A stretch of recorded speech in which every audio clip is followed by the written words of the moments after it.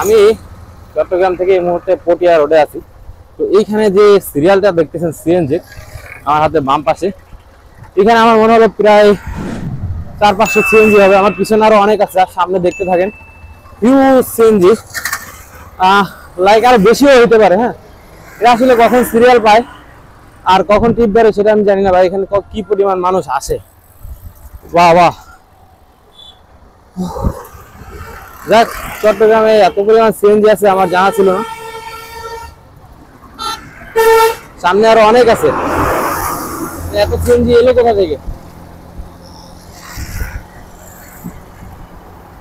মানে এটা কিন্তু অসাধারণ একটা দৃশ্য আমার কাছে, কারণ আমি সিএনজি দেখি না এমনটা না, বাট এই সিএনজি গুলা অনেকগুলা একসাথে লাইন মেনটেন করে আছে।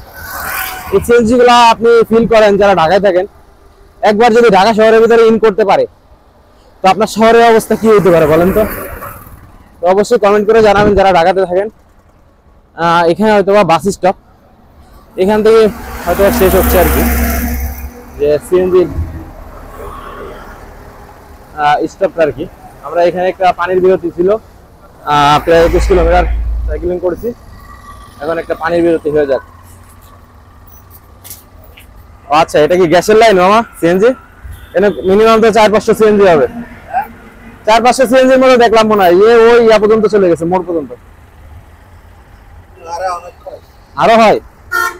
ও যাক, আমরা একটা পানির বিরতি দিই নাকি আকিব ভাই?